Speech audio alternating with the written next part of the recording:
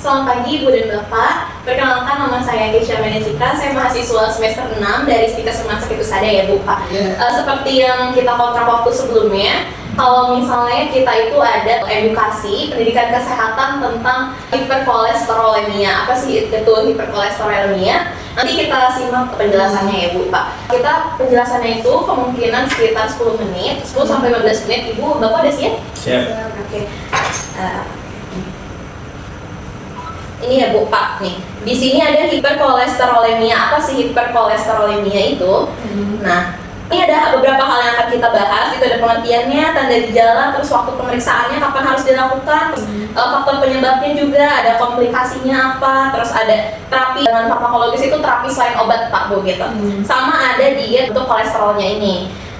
Nah, ini hiperkolesterolemia. Nah, hiperkolesterolemia itu kondisi ketika kadar kolesterol ini lebih dari 200 mg per ml gitu. Jadi kalau misalnya kondisi ibunya ini kolesterolnya lebih dari 200 mg per dl, itu tuh bisa katakan hiper atau berlebihan gitu, tinggi ya gitu. Jadi kemarin kan ibu sudah saya kaji ya, kalau misalnya ibu juga sebelumnya di pemeriksaan sebelumnya itu kolesterolnya itu ada di 260, tapi kemarin saya cek ibunya itu ada di 230. Nah, 230 itu Bu, karena itu ke hiperkolesterolemia gitu. Di sini ada tanda gejalanya. Tanda gejalanya itu yang secara umumnya itu ada benjolan kuning itu pada kulit, terutamanya itu ada siku, tangan, sekitar mata gitu. Terus ada juga untuk bercak kuning di kelopak matanya. Jadi di kelopak matanya itu biasanya kan kita normalnya putih ya. Ini ini tuh kuning gitu. Terus juga ada lingkaran putih di pinggir mata. Jadi di sini ada nyeri dada. Jadi rasanya tuh sakit, gak nyaman, bisa stuck juga gitu. Terus ada resiko stroke dan penyakit jantung, sama darahnya itu jadi mengental. Jadi kalau misalnya ibu bapak nih ngelakuin pemeriksaan, itu darahnya tuh kental gitu deh pokoknya. Nah, selanjutnya ini ada waktu pemeriksaan. Biasanya ya Pak Bu, kalau misalnya kolesterol itu tuh jarang ada tanda gejalanya. Tapi ada 3 tanda yang pastinya itu, selain yang tadi saya bilang itu, ini tanda paling sering dirasain ya. Itu ada darahnya yang lebih kental yang tadi saya bilang, terus sakit kepala, sama tubuh terasa pegal biasanya ya Pak Bu. Orang kolesterol itu suka ngerasa sakit di belakang kepalanya gitu. Kemarin kan ibu juga bilang ya sering ngerasa sakit di belakang kepalanya. Nah, ini tuh salah satu tanda-tanda kolesterol Bu, kolesterolnya tinggi. Lalu karena sering gak disadari nih, kayak misalnya kita mungkin kerasanya pegal karena aktivitas gitu ya. Iya. Nah, ternyata tuh pas dicek ternyata kolesterol kita tinggi gitu. Nah, itu termasuk ke hiperkolesterolemia. Nah, kapan sih diperiksanya? Diperiksanya itu 1 tahun sekali gitu. Itu untuk pemeriksaan paling lamanya gitu. Tapi kalau misalnya ibu sudah didiagnosa nih, ibu harusnya sih periksanya sekitar 2-3 bulanan sih gitu. Buat kontrol ini tuh normal apa enggak gitu, atau misalnya ibu udah pengobatan atau udah diet kolesterolnya itu wajib dipantau terus gitu, biar nggak nanti tiba-tiba terlalu drastis naik atau drastis turun gitu. Nah, di sini ada faktor yang menyebabkan hiperkolesterolemia. Jadi ada pola makan yang tinggi, lemak, kolesterol, sama goreng-gorengan. Ibu bilang kan kalau misalnya ibu tuh tiap hari harus makan gorengan. Nah itu Bu, ini faktor penyebabnya. Iya, ini salah satu faktor penyebab utamanya. Terus ada jadwal makannya tuh nggak teratur gitu. Kita nih misalnya ibu nunda-nunda makan nih, biasanya kayak makan 3 kali sehari. Terus tiba-tiba kayak ibu ngerasa aduh pengen diet deh, tapi dietnya ini nggak yang sehat gitu. Dikuranginnya tuh langsung dipangkas aja makannya. Jadinya itu bisa jadi kolesterol tuh Bu gitu.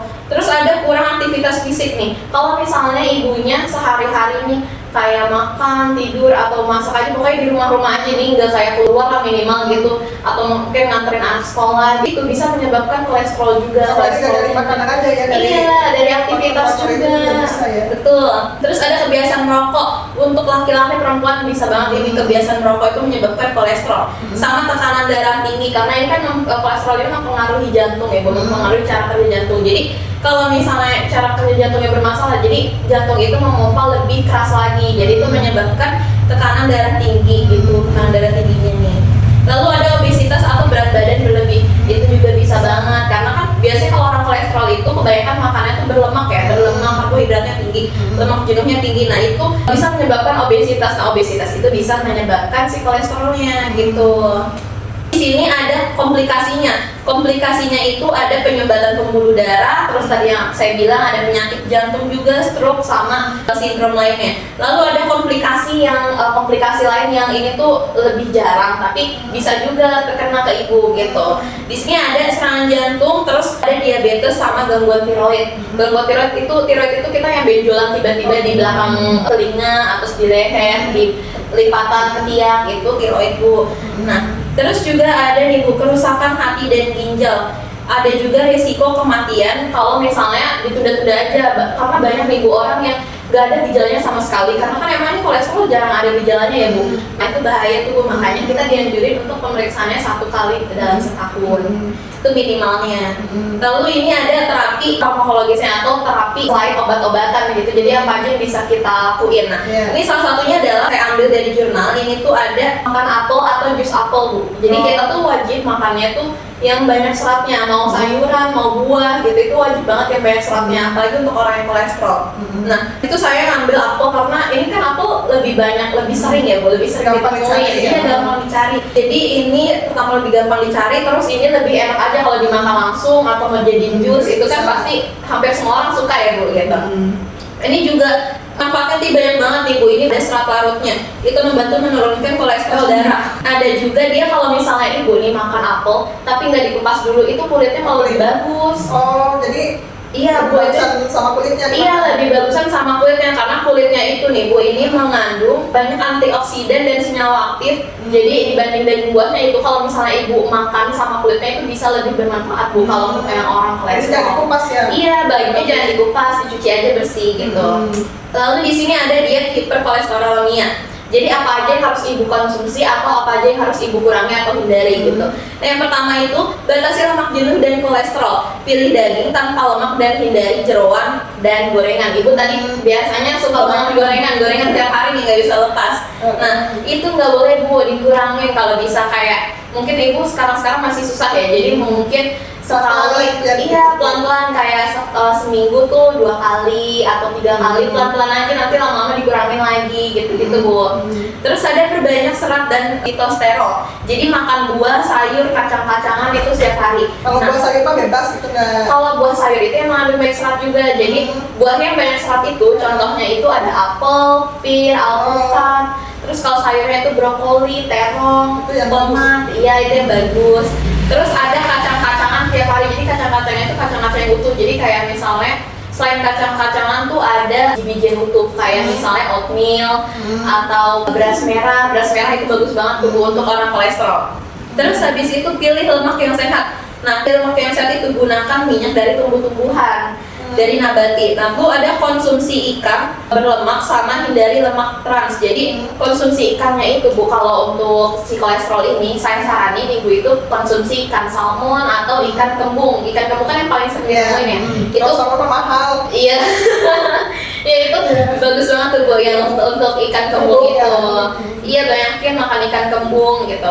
Terus ada jaga berat badan dan asupan garam. Nah ini kontrol berat badannya. Garam, ini garam kan kolesterol pengaruh banget ya ke kolesterol. Terus gulanya juga nih, selain garam tuh gulanya juga jangan dinaikin terus gitu. Jadi selain itu kita kurangin garam dan gula gitu. Jadi konsumsinya itu per hari 1 sendok teh aja kalau bisa.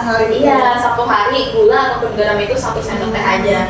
Terus rutin olahraga, jadi olahraga itu nggak mesti yang ibu jogging atau apa gitu, kayak cukup jalan kaki aja. Iya, jalan kaki aja udah gitu, kayak muter-muter rumah udah gitu aja, atau naik turun tangga itu bisa banget. Nah gitu. Oke, materi kita sudah selesai. Sebelumnya ibu ada yang mau ditanyakan dulu ibu bapaknya? Tadi kan Mbak bilang kan gula tuh, itu gulanya gula yang kayu putih itu atau gula merah yang harus dibatasi? Oh itu semua gula sih, semua gula, tapi itu kita takarannya per hari itu cuma 1 sendok teh aja, nggak boleh lebih gitu.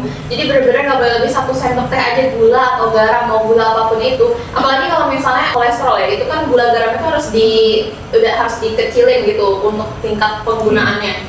Jadi kalau bisa sih gulanya gula yang pasir, tapi gulanya bisa kita ukur nih 1 sendok teh gitu. Ada lagi mungkin? Kalau nggak ada saya yang tanya nih. Ya, semua. Oke, boleh saya tanya. Tadi kan kita udah bahas nih, kolesterol itu kita harus periksanya kapan nih Pak Bu? 1 tahun sekali Betul, minimal. betul Bapaknya. Terus kira-kira apa nih yang harus kita konsumsi? Makanan serat, buah-buahan, Buah-buahan contohnya apa nih? apel. Betul iya. banget, oke, betul banget ya ibu-ibu udah berhasil ngejawab nih. Ini saya kasih hadiah, ini tuh jadi apel Bu, ini apel yang tadi saya bilang. Jadi kalau konsumsi apel, jadi ini kan ada kulitnya nih Bu, jangan dikupas kalau bisa, itu tuh makin bisa nurunin kolesterolnya gitu, makin baik buat Bagus sama tubuhnya. kulitnya. Iya, kalau bisa Pas. betul, kalau bisa sama kulitnya. Saya ada ada leaflet atau brosur, bisa dilihat di sini tuh ada seputar penyakit kolesterol ya, tentang pencegahannya, tanda gejala, terus dia juga ada dietnya. Saya di lembar baliknya juga. Nah itu lumayan lengkap, nanti bisa ibu ini ada dietnya nih. Jadi nanti ibu bisa ngelakuin sesuai yang di sini. Jadi nanti yang saya ajarkan itu ada di sini gitu. Dan ini ada manfaat apel yang saya bilang tadi. Oke gitu. Ada yang mau ditanya lagi mungkin? Enggak, udah cukup sih kalau saya. Oke. Kalau gitu saya mohon pamit dulu ya Pak Bu. Terima kasih atas bantuannya. Iya, Sehat ya Ibu. sama-sama, ya. Iya.